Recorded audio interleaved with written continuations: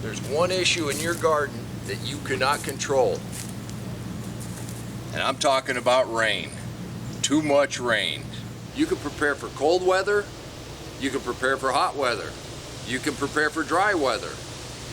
But you can't control tornadoes, hail, and too much water.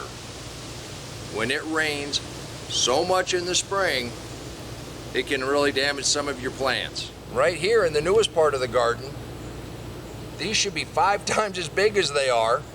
This one's trying, but they've been standing in water day after day. I come out here, there'll be puddles. Now, where we've dug down, we've opened this up a little bit, and this is the newest part of the garden. So we got a little bit of grass and stuff growing in here, which we'll have to deal with.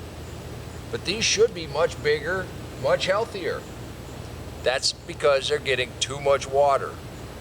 Now, if you look at these zucchini, they do have some holes knocked in them from that hail, but they're in the older part of the garden that's had mulch on it for several years. The structure in that soil allows that water not to stand in a pool around their roots. Allows some oxygen down in there. These are much bigger and much healthier than the ones we just looked at. For the most part, everything came through that hail we got last night pretty well. Our carrot hat carrots took a little beating. Let's look at that. You can see this morning when I looked at them, they were laying a lot flatter than they are now, so they have bounced back pretty well.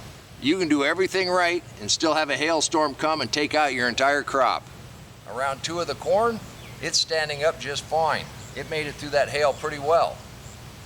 And the best thing you can do is prepare for the conditions you might face. But some of these are going to be out of your control.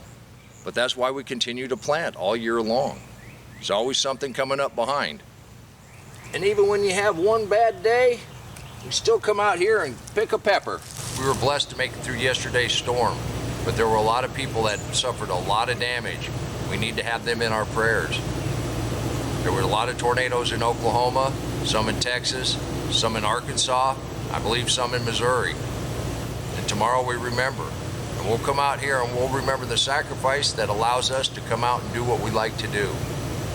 And you can do this too. I hope you join me for that. Until next time, remember, take care of yourself, take care of your family, and God bless you. Come on, let's plant. Let's go plant garden.